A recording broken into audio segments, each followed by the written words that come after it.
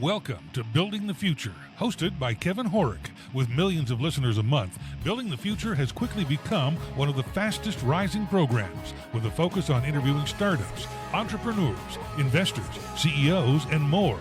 The radio and TV show airs in 15 markets across the globe, including Silicon Valley. For full showtimes, past episodes, or to sponsor the show, please visit buildingthefutureshow.com.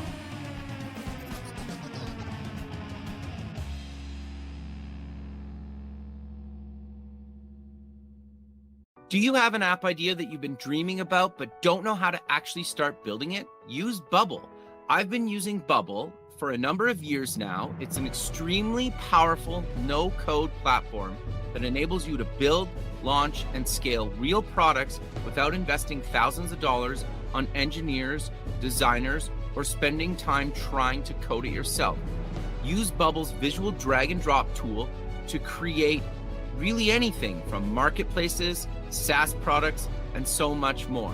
Join over 2 million people, including myself, already using Bubble to launch and grow businesses. Welcome back to the show. Today we have Robert Reinhardt. He's a video solutions architect and he's a contributing editor to Streaming Media Magazine.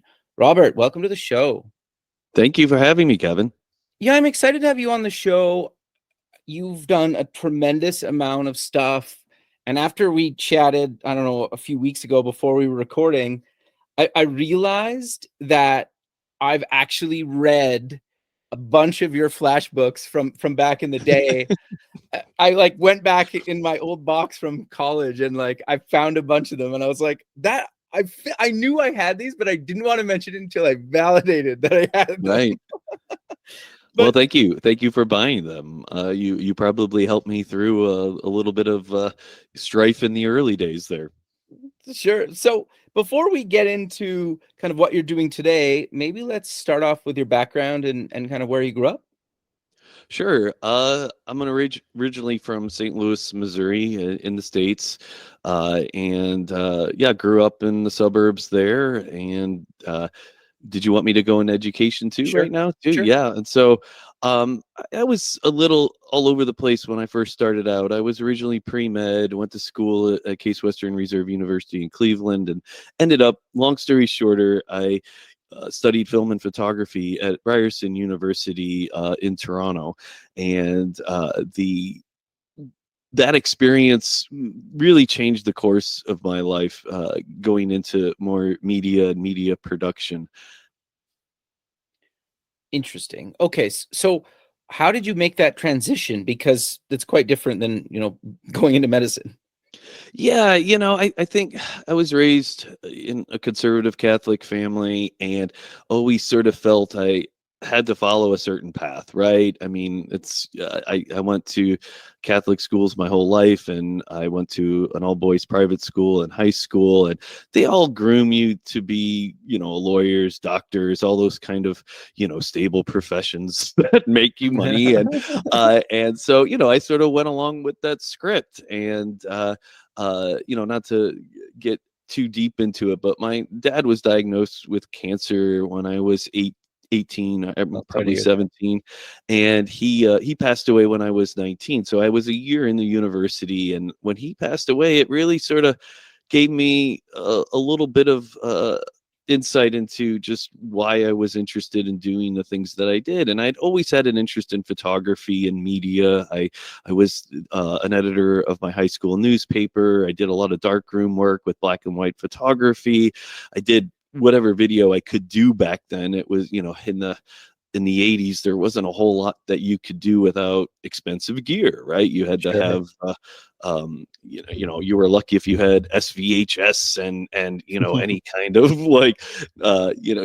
there wasn't even anything like a nonlinear editor out there, right? And so I feel really fortunate again that I've grown up sort of in an analog age that turned into a very, very digital age, and none of the analog none of the analog technology that I grew up with is really in play anymore. I mean, who uses film anymore? I mean, I so anyway, so that again, turning lemons into lemonade. When my dad passed away from cancer, I really sort of made a bet with myself. I was doing more and more photography. It was probably art therapy for me at the time, and Ryerson had an accelerated program at the time, and where you could finish the whole first year of a 4-year film and photography degree in one summer on a beautiful island, Prince Edward Island, on the east coast of Canada. And so I figured, hey, if my portfolio can get me into this sort of restricted, exclusive first year program, then maybe I have some talent there. So that was my bet. If I got accepted to that accelerated program, I'd go with it. If I didn't, then I'd stick with the pre-med and see where that took me. And sure enough, I made it into that program, and the rest is history, as they say. So I went into that program, and because I'd had enough credits in pre-med and math and any of the other English, I was able to take those elective credits in the full year program and explore so many different media classes that my still photography classmates didn't get to enjoy. So I had picked still photography as my option, but I took all these media and film classes with my extra time in my schedule, because I wasn't doing English 101 and other, prerequisites. And so that, again, just feel really fortunate I had opportunities like that to explore. Interesting. So walk us through your career, maybe some highlights along the way, because you've done a ton of stuff. Yeah, I mean, my dad was an entrepreneur. He started a family company that my oldest brothers now run with their kids. And so I've always had, again, just super fortunate to have this sort of idea that, oh yeah, if you put your mind to something, you can do something. And I know that that's a very privileged position. Not everyone gets to have role models like that growing up. My dad didn't really teach me a whole lot about running a business. I learned a lot of hard lessons and and how to spend money and all that kind of stuff. But he passed away before I could sort of get some of that knowledge. But where it took me, because I'd had the media and film production experience, and I'd always done well in math and science, and so doing more and more stuff digitally came second nature to me. Heck, I mean, I remember teaching my instructors at Ryerson how to do certain things in Photoshop. I mean, we're talking, very early versions of Photoshop, very early versions of Adobe Premiere, and I'll never forget, I bought one of the very first, or one of the very last available Mac clones. I think it was a Umax, and they were the last licensee to be selling Mac clones. And so I'll never forget outfitting that with a mini DV or DV video capture cards, because mini DV had just sort of come out in the late 90s, and it was an affordable way for people to get into video production. And so I mean, they were still expensive cameras relative to other things. You were spending a minimum of $1,000, which with inflation, I don't know what that would be these days, but it wasn't cheap. You were outfitting these computers with gear that wasn't nearly as cheap as it is now from Blackmagic Design or any other vendors that are out there. And again, just really fortunate to be able to have the ability to have a computer of my own and a capture card and be working with mini DV, which was tape, but it was digital on tape, right? And so I remember those days. and there were still problems with it. You still had to run it linearly, right? You still had to play your tape to capture it, and it was all over FireWire, which was an emerging standard at the time. Heck, I just saw a FireWire adapter in my case, and I'm like, gosh, I'll probably never use this again, but I still have it, haven't thrown it out. And so, playing with media production, being able to play with tools like Adobe Premiere and Photoshop early on. I mean, Adobe had their act together pretty well. And before they acquired Macromedia was moving along with their product line too in the 90s when Flash came out and Dreamweaver. And, that just made them they really had the web market covered when Adobe didn't. And anyway, I don't need to go down that path so much, but the ability to, do so much exploration on my own and continue my studies at Ryerson was just really great. I felt really privileged to have instructors that really just knew their craft there of, whether they were more artist, creative based teachers, or people who were working in the industry doing, high end catalog photography for big brands. I felt really lucky to have the kind of, most of the instructors at Ryerson I had were working professionals and, taught as part of what they wanted to give back to the community that they were part of. And again, just really fortunate to be part of that. I started working in film as soon as I graduated from Ryerson. One of my biggest breaks, and I always tell this to students of mine, or anytime I'm doing a presentation that is really more about self-improvement or career oriented, I start with a slide that says my best opportunity paid me $90 a week, and that was teaching at the Maine workshops in Rockport, Maine. I had heard about them while I was in school. I made a drive all the way from Toronto on my own overnight to Rockport, Maine to go to their job fair, and I was hired pretty quickly to be a teaching assistant in their digital lab. And so I spent my first summer right out of school being a teaching assistant for all of the workshops that in the digital lab that went through there. And as I was prepping those workshops, or rather the gear and for those workshops, the lab manager conveniently quit. Like he was already at odds with the director of the program. The director then rubbed a lot of people the wrong way.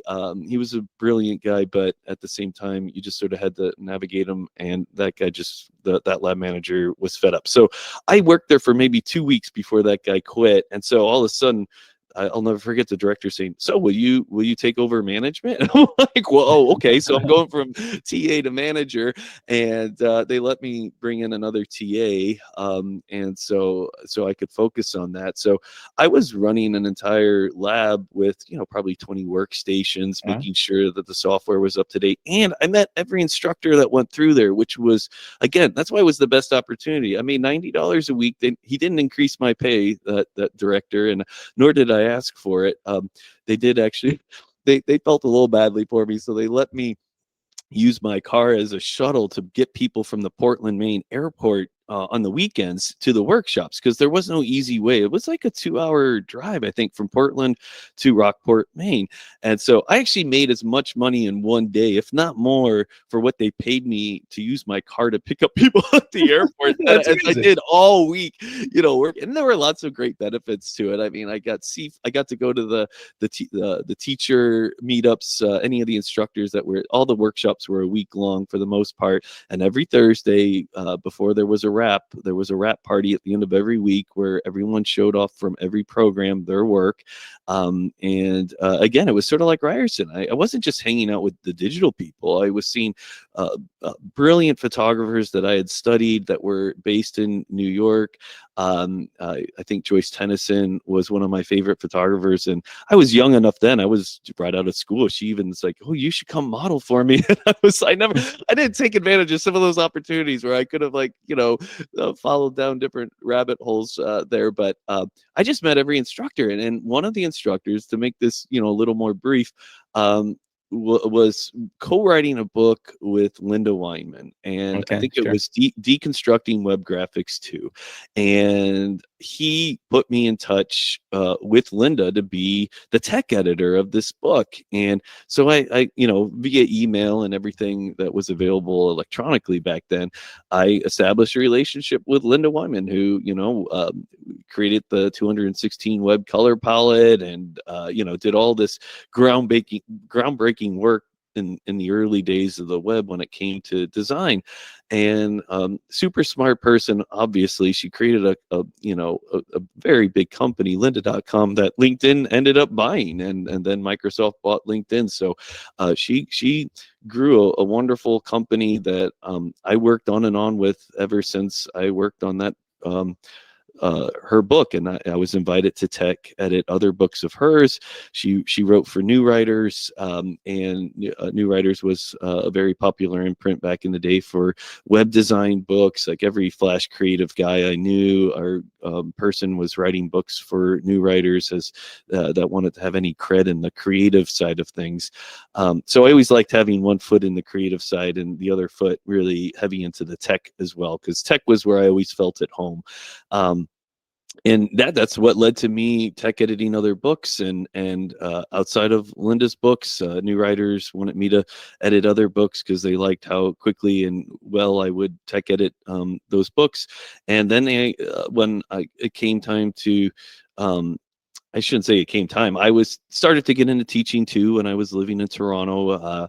I was hired after coming back from the main photographic workshops. Again, I had sort of another feather in my cap, and I was able to teach classes without a master's degree to, in sort of those adjunct programs that either University of Toronto or Ryerson had.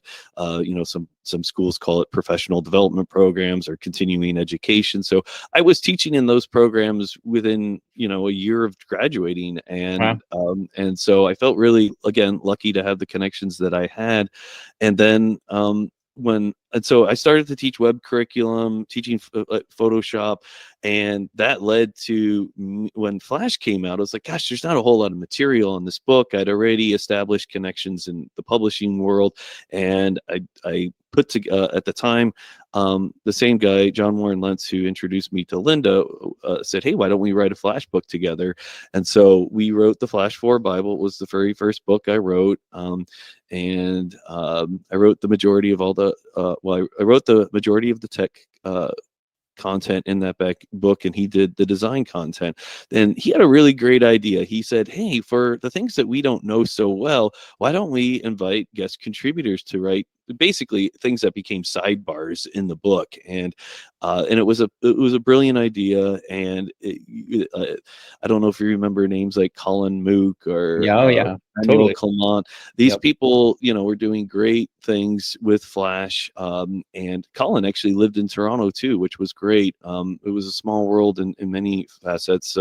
The Flash and the Can conference, which is still around, it's just called FITC, and it's not a Flash conference anymore, but it's a creative and design conference that I was part of when I lived in Toronto and when I moved away from Toronto.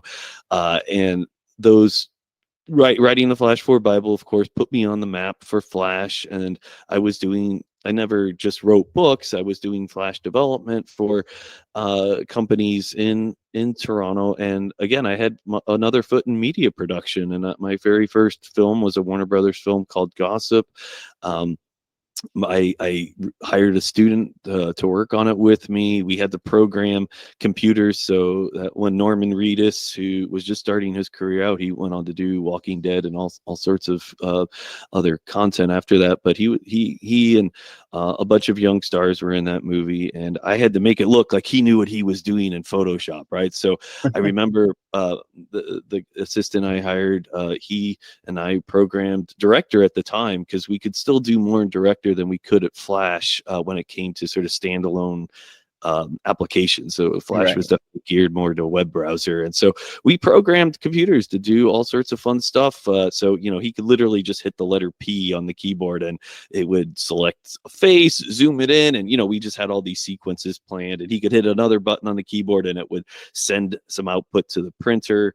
Of course, the printer was already preloaded with printed stuff, so you weren't actually waiting for the printer. It would page feed it, and it looked like, wow, that was fast.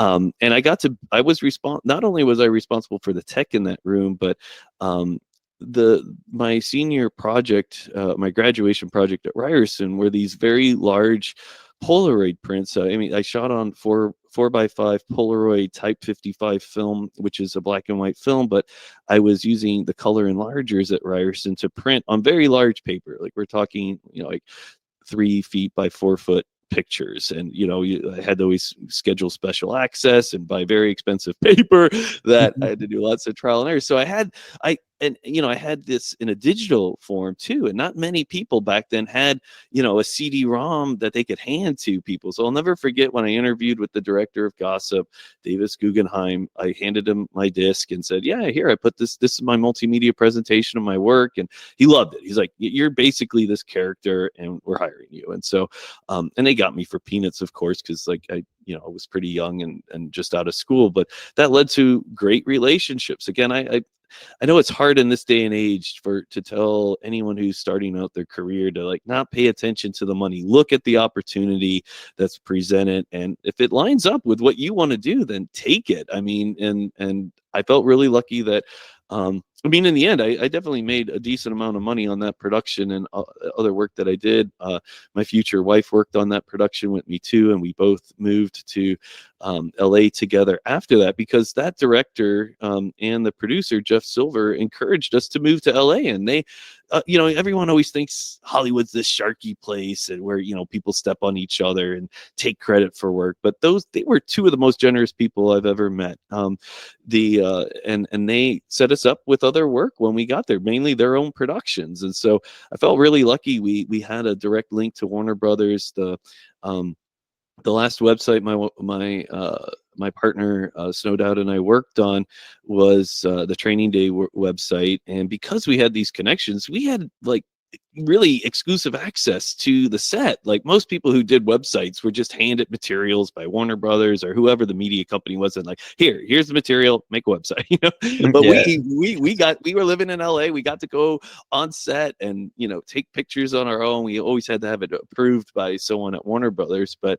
I'll never forget, there was I can't remember the rap artist who did the background. They invited all sorts of rap artists to be part of the Training Day soundtrack, and Snow put together a beautiful portfolio of imagery that the director of that film wanted to show to other rap artists to inspire them for the film. And so she had to put together all this material that basically made Ethan Hawke and Denzel Washington look like they were the characters they were in this film, even though it hadn't been shot yet. Right? That's amazing. So she did some really cool work together, put these art boards together. I can't remember if they were called inspiration books, but anyway, the rappers loved it. And for the website, which was of course a Flash site, I wanted to, I couldn't, because the soundtrack hadn't been finalized while we were working on the website.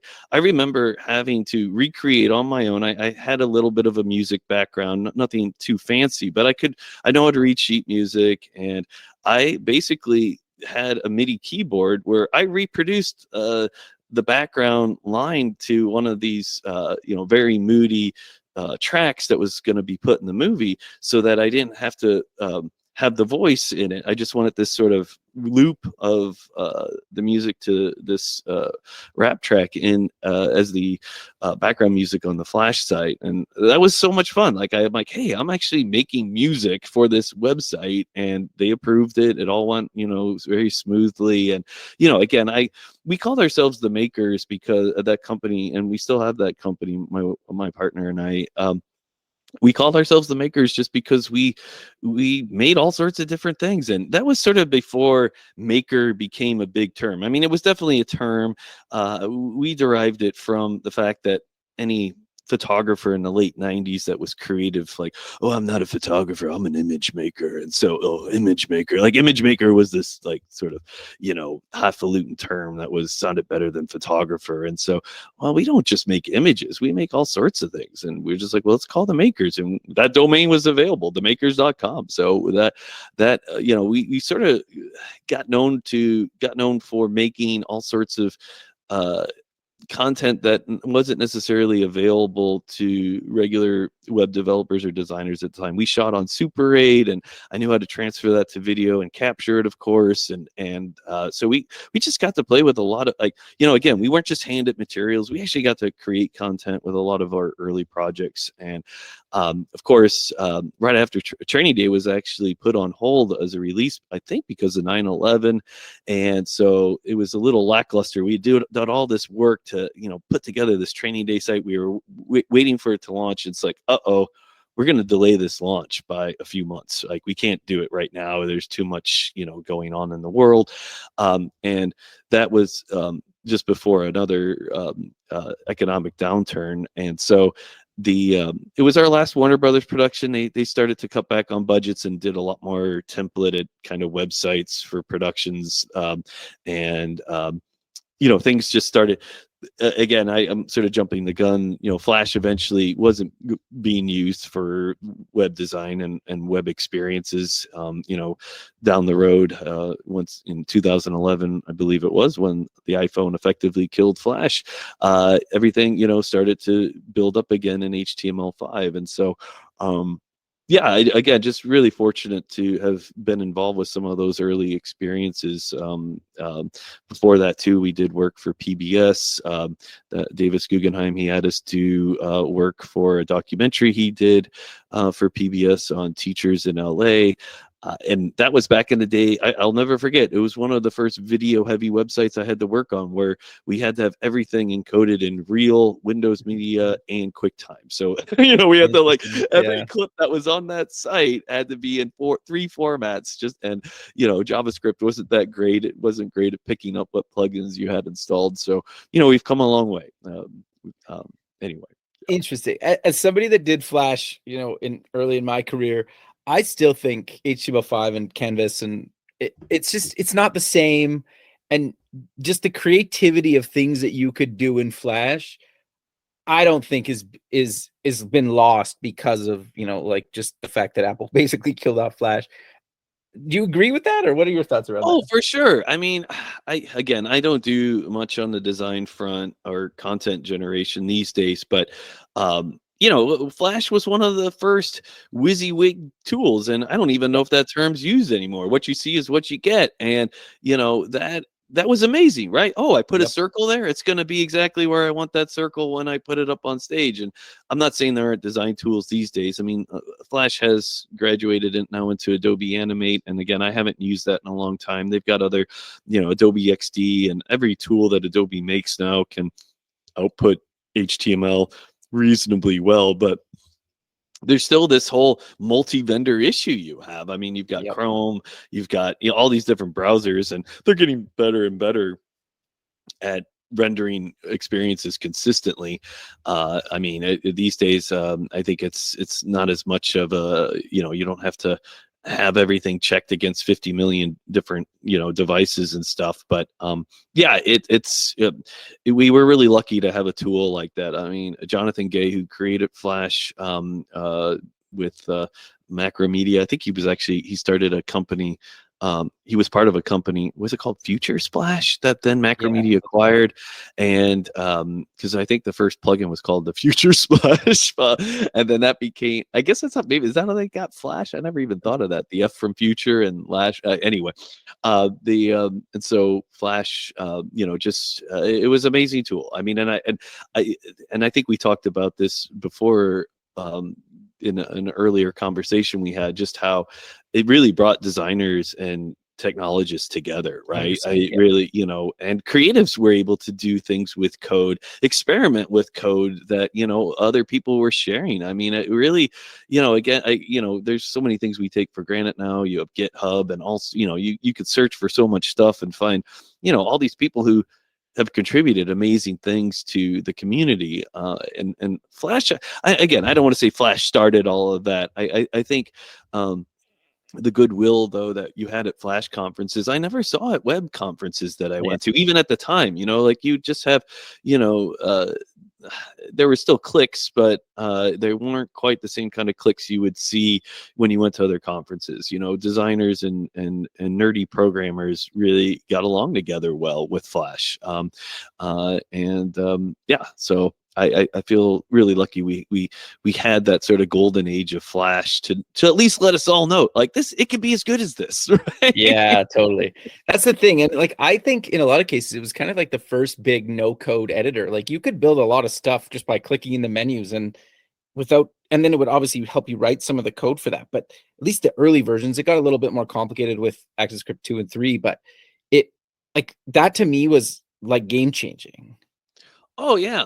I mean, they and Macromedia and Adobe after it tried really hard to make components that you can drag and drop if you were building out more interactive experiences. And I honestly think Flash was best for these immersive creative experiences that could do really nice things. I don't think Flash was the best way to get, to make a contact form, right? That you wanted, like, and it did grow up into Flex, and I definitely went down that Flex road too. And a lot of my developer friends went down the Flex road too. And Flex was really to appeal to all the Java developers out there to make it easy to build richer apps. And when I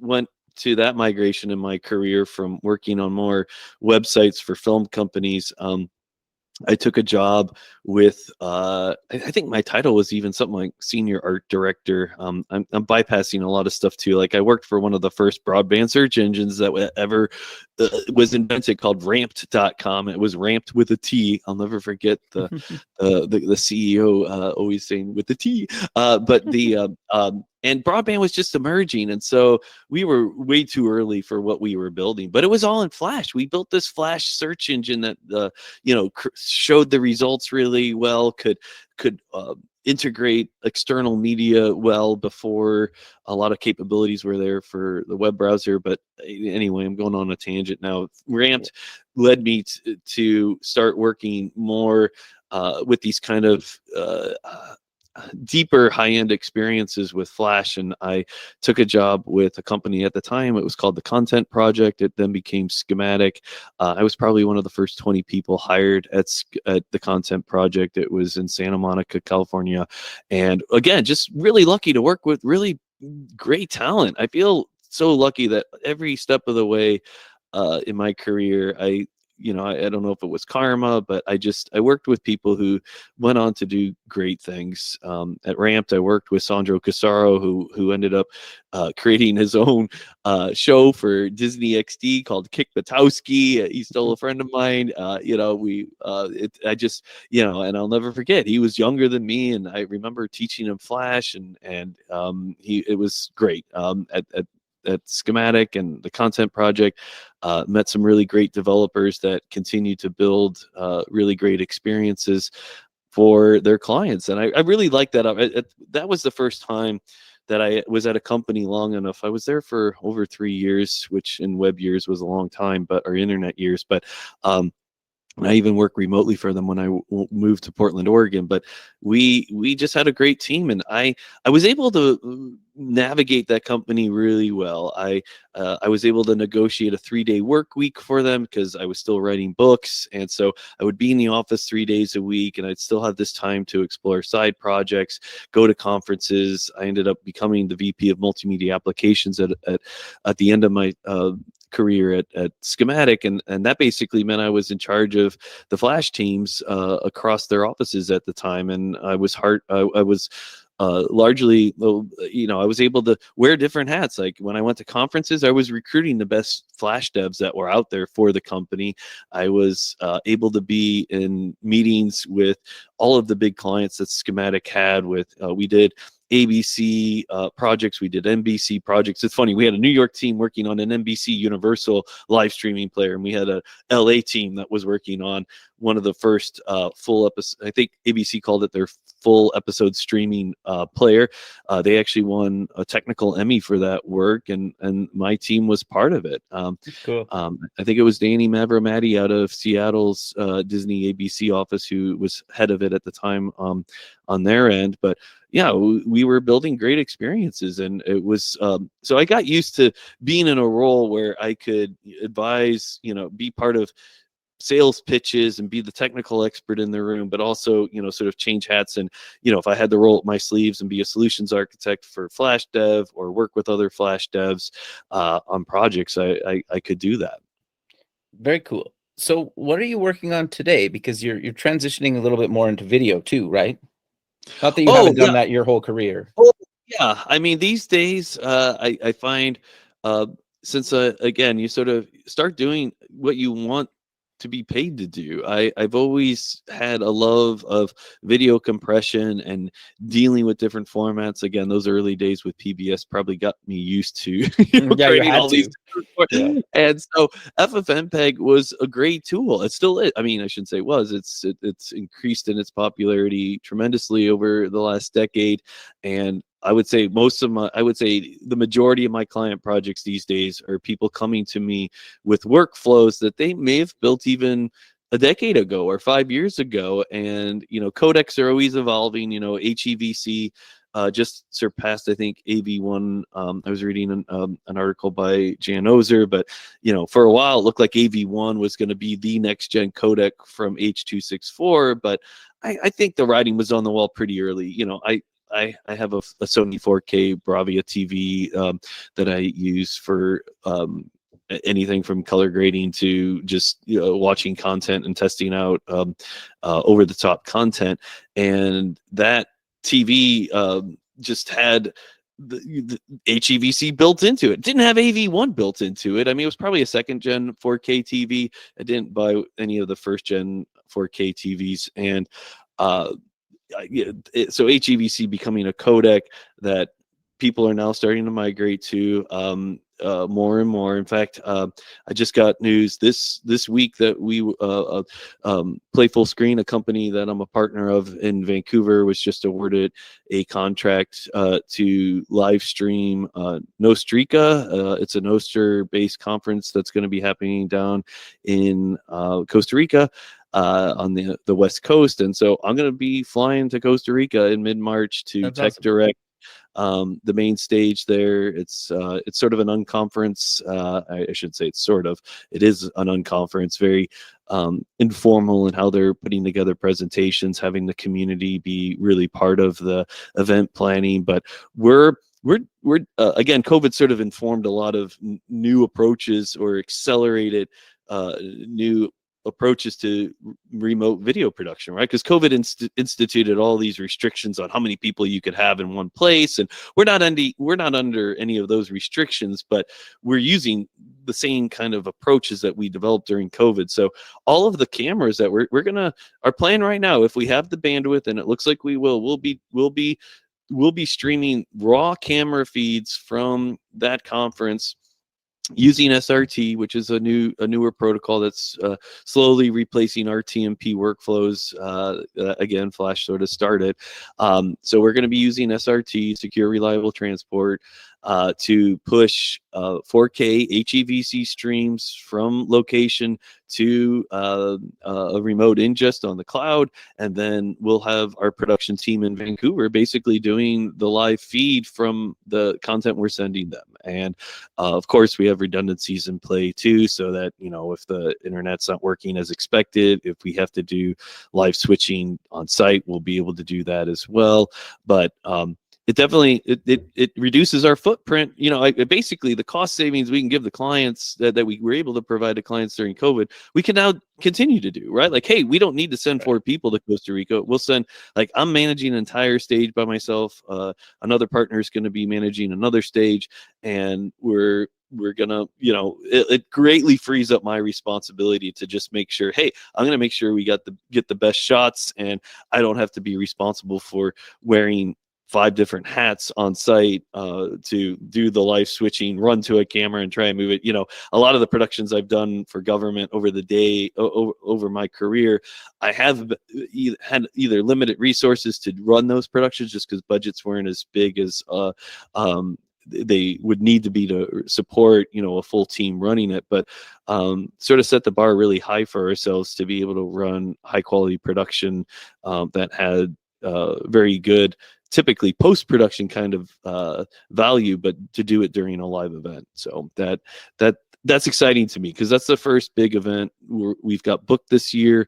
I'm hoping we're gonna just start to see more and more of that. So again, and that FFmpeg was a big part of my experimentation with SRT and being able to sort of tweak different parameters to see what we would need to do with SRT to keep the latency as low as possible, but keep the quality as high as we could, particularly with 4K.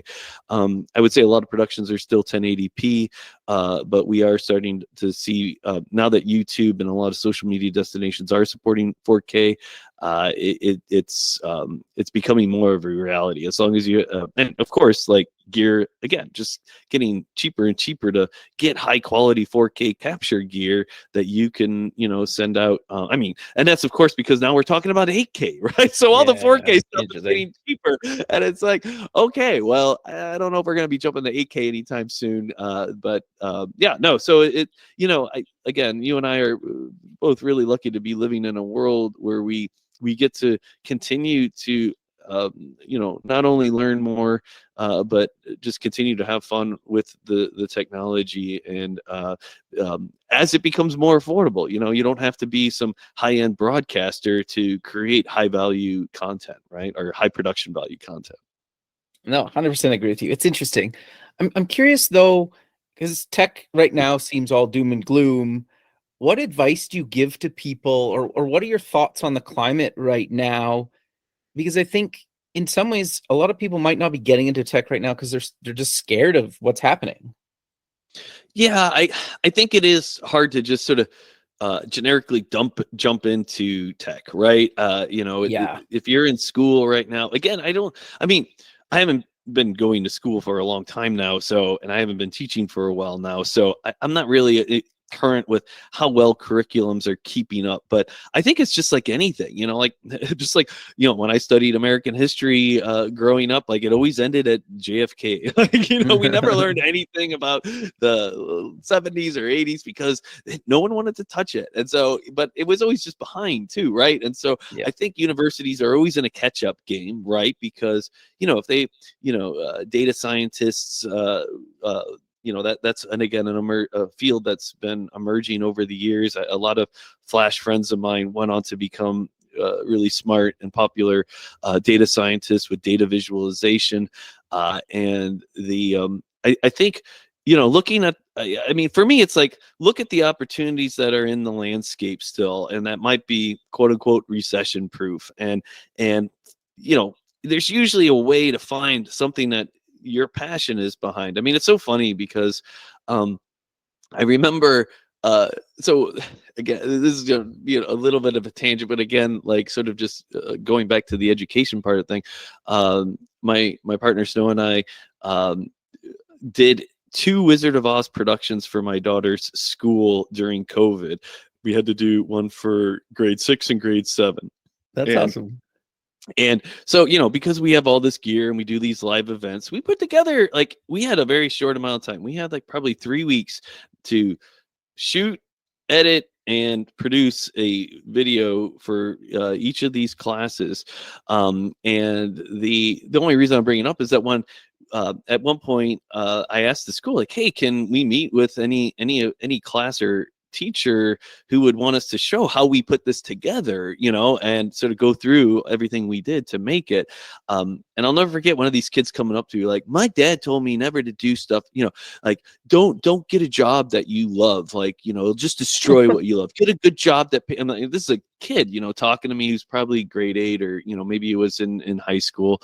And I just sort of politely told the kid, I'm like, well, I've always done what I've loved and have, been able to succeed as well as I want to succeed. And and I think I can thank my dad as a model and other people who were role models for me growing up to just sort of go with what you believe in. And I do feel like right now in my life, I'm at more of a crossroads about, well, what do I really want to focus on? Like we were just talking before we started this, like, what is my LinkedIn byline going to say?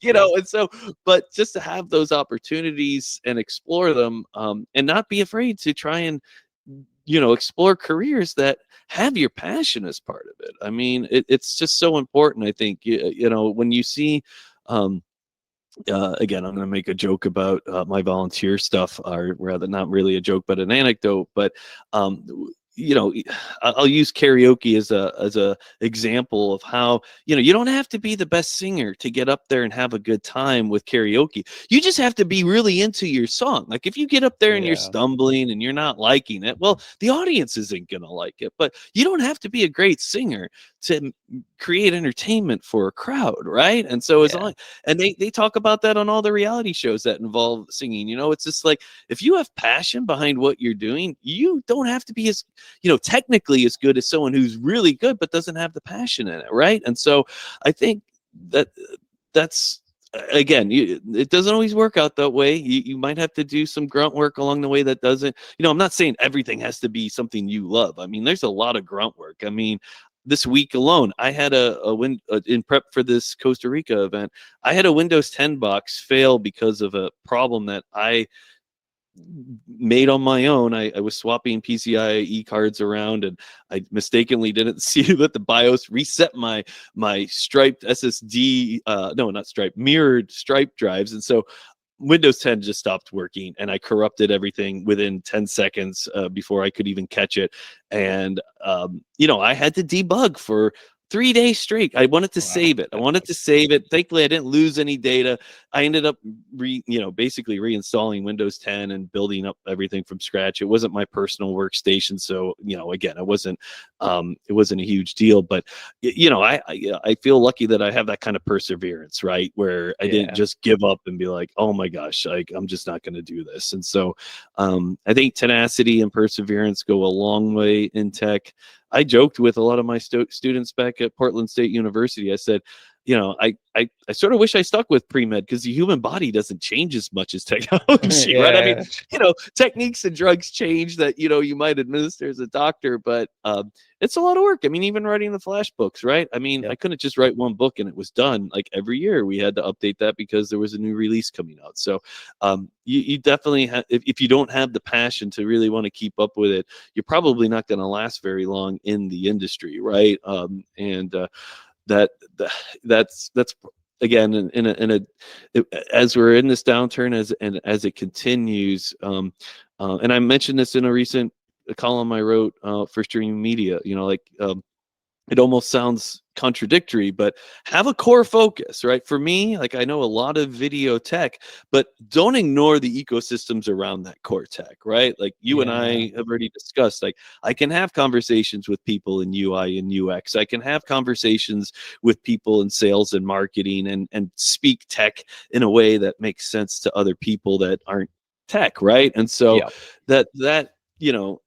having that kind of holistic approach to what you're doing is key. And that probably goes for just about any job, right? I mean, if you sort of have a understanding of how your network, as you expand your network to different tiers, you can even go in your LinkedIn profile and see, oh yeah, like I'm connected to this person because of this experience, and that could take me down another road. I mean, again, I think, I don't want to sound like Field of Dreams and build it and they will come, because a lot of times you can build something and if no one knows about it, they're not coming. Right? So 100%. Yeah.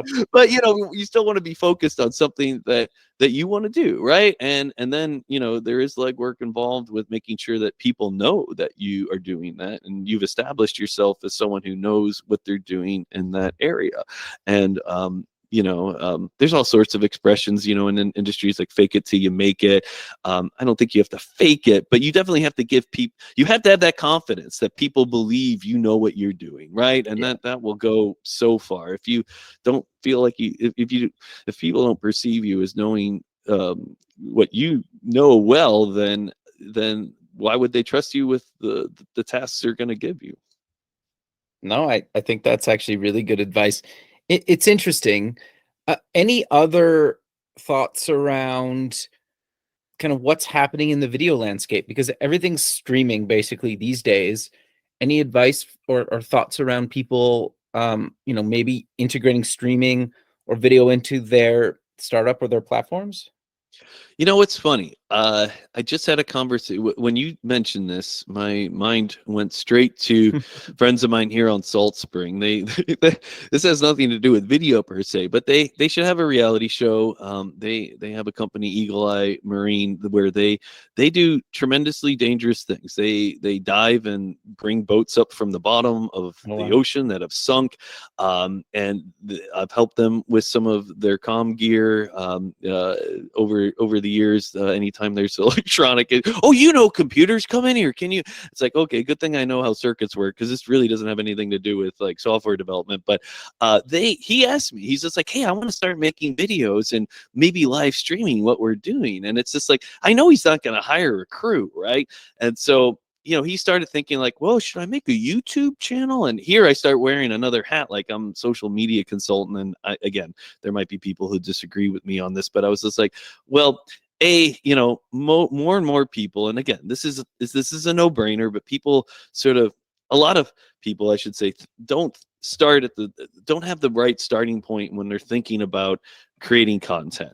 Like, everyone knows YouTube and that, you can have a YouTube channel, but unless you're sitting at your computer for a long period of time, you don't necessarily have the privilege of going through and even keeping up with channels you've subscribed to, right? We all have busy lives, and we are definitely becoming more and more this TikTok, Instagram generation where, we have precious little free time. So we want to be able to sort of feel that we know what's going on, but not dedicate a half hour to it. And I was encouraging my friends here that run this. I'm like, I think you should create an Instagram account and start making some reels. Cause he's like, I just want to make short, tips about what you could do with boating to make things safer. And I'm like, well, just make sure you can distill that to the timeline to the limits that you have on the platform. Like I was trying to encourage him, like, not to get too wrapped up in big production, right? Because I know my friends, they don't have the time to sit down and start editing content that they're going to put on a YouTube channel, and they're not going to pay someone to do it either, right? And so but they want to start somewhere, and if they can start building up a following with original content, it does. We all know I don't want to say it's a race to the bottom with production quality, but thankfully our phones are only getting better with audio and video capture, so you don't have to be an expert to get good looking content. You definitely need to know how to frame stuff and not have jerky cameras movements going all over the place. But as we all know, you can go into Instagram or TikTok and edit your video right there on your phone, post it, and be done in less than 30 minutes, right? And probably less than 10 minutes if you really have it down pat. Like I have a 15-year-old daughter, and she can make the most amazing reels in such a short amount of time. It's not even funny, right? No one taught her how to do it. It's just like, this is what I want. She knows what she's seen. And I think that's one of the difficulties, I don't want to say for people who weren't raised with the tech like our younger folks are today, but it's really just to decide, like, what is your what is the goal here? Like, is your goal to increase business? Is it really just to get back to the community and say like, hey, I want to build something that is going to be helpful to people? Like Nick is a really great guy, the guy who he and his wife run the company, the Eagle Eye Marine, and he's a really generous guy, and he gets so upset like when bad things happen to good people, and he doesn't, if you could stop it, with if he can prevent, I don't want to again sound like cliche, like if you could just stop one thing from happening, like, it's good. And you don't know where that's going to go, right? You can build momentum, you can slowly gain an audience, and then you can make decisions. You can pivot, like, wow, this is good content that people like, and we can make it better. Maybe they would start to, maybe it would lead to them getting a reality show if they really wanted it, right? And so I think that's again, I don't want to sound cliche, but the American dream is more present, I think, in social media than a lot of other places, right? You can become, and you might only have 15 seconds of fame. It's true, or 5 seconds, whatever it is these days. But if you create something that a lot of people like, then you can start making inroads into other things, right? I mean, I do think that brand influencers, that's a slippery slope when it comes to content creation, because there's a lot of people who create really good content that never really get to that next hump where they actually get sponsorship from a brand that they like. Or I mean, my closest brush with sponsorship, I run a fishing charter in the summer, and I did a really sweet reel with like listen to me, Napoleon Dynamite. I did this sweet reel. I made a reel on Instagram that featured this line puller to pull up prawn traps, and I showcased the brand in it, and I posted it. I think it got somewhere around 6,000 views. I don't know where it is now, but which for that brand, it's just a small company here on Vancouver Island that makes it. He was so appreciative. Like he gave me like a free motor for my puller, and really sweet guy. Like he was just like, I really appreciated that, like I didn't even ask for it. And so I do think that, what goes around comes around, and eventually, again, and that's where, the long play is hard for people just coming out of school or going into school. Like it's hard to have a long-term roadmap when you're young, and or just starting out any new career, regardless of your age. And the good news is it's not hard to find people to learn from, right? I mean, the world is a lot smaller with the internet, and there's a lot of helpful advice out there. There's a lot of content that you have to sift through to find the content that really resonates with you. But I think most of us aren't in short supply of media that our friends refer us to. Like, hey, I thought you'd like this video. Check it out. I mean, that's part of the thrill of social media. No, 100% agree. But sadly, Robert, we're out of time. So how about we close with mentioning where people can get more information about yourself, the streaming media, and any other links you want to mention? Oh, sure. I mean, all of my current content is on streamingmedia.com, so you can just search for Robert Reinhardt there, or my column is called The Video Doctor, and so you can look for me there. I used to wear a doctor lab coat at conferences, like a lab coat, so that sort of, ties back to the pre-med stuff. But the so yeah, the streamingmedia.com is probably where I would recommend most people to if you want to stay current with the kind of advice that I put out there. I a lot of my content is really more for stakeholders and product owners who are looking down the road of streaming media and what they're going to do with their content, but it's also for anyone who is looking to get into those areas of their career and the jobs that they're doing. My site too, videorx.com, it has all of my contact information if you want to look me up. And I always just say look me up on LinkedIn too. I tell all of my clients, anyone when I speak at conferences, that I always offer a free 30-minute consultation to anyone. So if you are looking for, I've helped all sorts of people who have called me just with what you asked, like, hey, what's the best thing for me to focus on? And so in a very short amount of time, I try to, offer advice to anyone who calls me up. And videorx.com/book is my booking link. So you can go there too, to just look at my calendar, get a 15-minute consultation with me, whether or not, you have a budget or not. I'm very generous with my time to people who are looking for advice. Very cool, man. Well, I really appreciate you taking the time out of your day to be on the show, and I look forward to keeping in touch with you, and have a good rest of your day, man. Thank you, Kevin. Thank you. Okay, bye. Thanks for listening. Please visit our website at buildingthefutureshow.com to join the free community, sign up for our newsletter, or to sponsor the show. The music is done by Electric Mantra. You can check him out at electricmantra.com, and keep building the future.